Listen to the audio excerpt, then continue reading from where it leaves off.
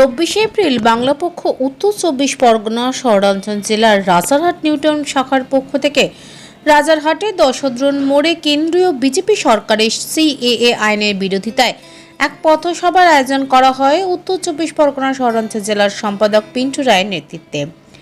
বাংলায় বাঙালির অধিকারের দাবিতে সোচ্চার হওয়া সংগঠন বাংলাপক্ষ এক পথসভা করে জনগণের উদ্দেশ্যে সিএএ আইনের যে নথি সরকার থেকে প্রকাশিত হয়েছে তা জনসম্মুখে তুলে ধরে জানায়, এতে নাগরিকত্ব দেওয়ার ছলে এতদিন যারা ভারতবর্ষে বসবাস করছে তাদের নাগরিকত্ব ছিনিয়ে নেবার এটি একটি চক্রান্ত মাত্র। এতে কোনো ভারতীয় নাগরিকত্বের গ্যারান্টি নেই, এমনকি এতে বাংলাদেশ বা পাকিস্তানের কাগজ পরিবেশনের নির্দেশ রয়েছে।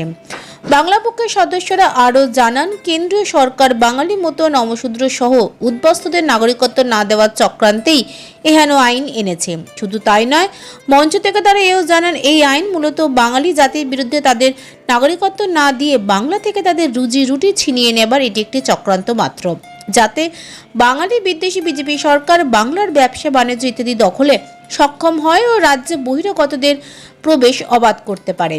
সম্প্রতি দেশের প্রধানমন্ত্রী মন্তব্য করেন যে চৈত্র বা শ্রাবণ মাসে যারা মাছ মাংস সেবন করেন তারা হিন্দু মানসিকতার নয়। এর সাথে তারা প্রধানমন্ত্রীর এহেন মন্তব্যের তীব্র নিন্দা করে। এদিন তারা মঞ্চ থেকে বাঙালি বিদ্বেষী বিজেপি সরকারকে আগামী লোকসভা নির্বাচনে ভোট না দেওয়ার আবেদন করে জনগণের কাছে।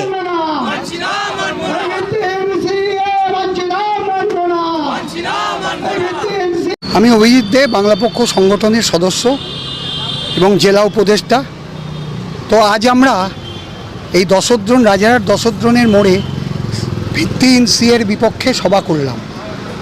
তো আমরা পশ্চিমবঙ্গের হিন্দু বাঙালি, উদ্বাস্তু বাঙালি, মতুয়া বাঙালি, নবশূদ্র বাঙালি, মুসলিম বাঙালি সকলকে একটা কথাই বলতে চাই যে এই সিএ 2024 নামক এই যে আইনটা এসেছে, এই আইনের মধ্যে দিয়ে আইনের মাধ্যমে কখনো কেউ নাগরিকত্ব পাবেন না, পরিষ্কার নাগরিকত্ব পাবেন না। আমরা এই বার্তাটা পাহাড় থেকে মোহনা সর্বত্র বাঙালি সহ সকলকে এই বার্তাটা ছড়িয়ে দিতে চাই।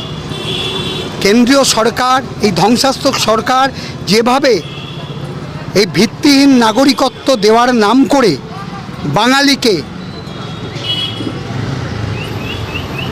বাঙালিকে দাসশ্রমিক বানাতে চাইছে, আমরা বাঙালিকে কখনোই দাসশ্রমিক বানাতে দেব না, এটা পরিষ্কার বার্তা। আমি অর্পণ ঘোষ, আমি বাংলাপক্ষ উত্তর 24 পরগনা শহরাঞ্চল জেলার সদস্য এবং জেলা কোষাধ্যক্ষ এবং রাজারহাট নিউটাউন বিধানসভার প্রতিনিধি। প্রথম কথা হচ্ছে, এই যে বাঙালিকে ভাতে মারার চক্রান্ত, এটা বিভিন্ন রকমভাবে চলে আসছে 2014 সাল থেকে। প্রথমে আমরা দেখেছি বিভিন্ন বহুজাতিক বাংলায় যে সমস্ত ব্যাংকের প্রধান অফিস, সেই সমস্ত ব্যাংকের অফিসকে সরিয়ে নিয়ে যাওয়া হয়েছে বাঙালিকে চাকরি থেকে বঞ্চিত করে দেওয়ার জন্য। তারপর বিভিন্ন যে পাবলিক সার্ভিস ইউনিট, সেগুলোকে তার হেডকোয়ার্টার সরিয়ে নিয়ে যাওয়ার চেষ্টা হয়েছে। যেমন তার মধ্যে একটা আছেই অর্ডিন্যান্স ফ্যাক্টরি বা আমাদের যে কাউন্সিল ফ্যাক্টরি যেটাকে বলি অর্ডিন্যান্স বোর্ড, সেটাকে সরিয়ে নিয়ে যাওয়ার চক্রান্ত হয়েছে। এছাড়াও আমরা দেখেছি কেন্দ্রীয় সরকার, অর্থাৎ বিজেপি শাসিত কেন্দ্রীয় সরকার কলকাতা পোর্ট বা হলদিয়া পোর্টের জন্য পয়সা দেয় না, সেটাকে উন্নয়ন করার বা ড্রেজিং করার জন্য পয়সা দেয় না, অথচ ভারত রাষ্ট্রের পয়সায় বাংলাদেশের চট্টগ্রাম বন্দর উন্নয়ন চলছে এবং সম্পূর্ণ বিনামূল্যে, সেখানে বাংলাদেশকে কোনো পয়সা দিতে হচ্ছে না, ভারতবর্ষ থেকে করে দেওয়া হচ্ছে।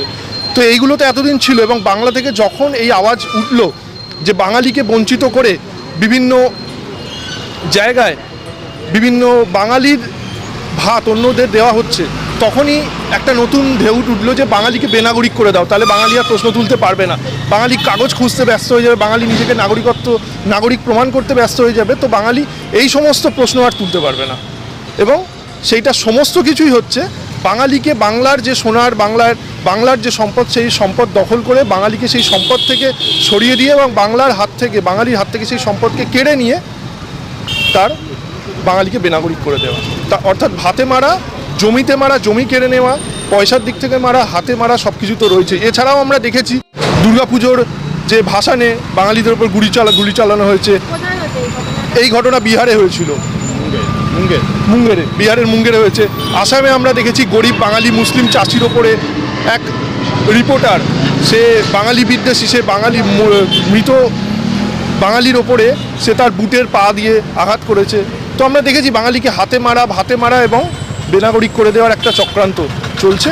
এবং আমরা জানি যে যত আমরা এর বিরুদ্ধে প্রতিরোধ গড়ে তুলব, তত কেন্দ্র সরকার অর্থাৎ বিজেপি শাসিত কেন্দ্রীয় সরকার তার রক্তচক্ষু এবং তার নোখ নিয়ে তেড়ে আসবে, এবং আমরা শেষ পর্যন্ত এর রুখে যাওয়ার চেষ্টা করব।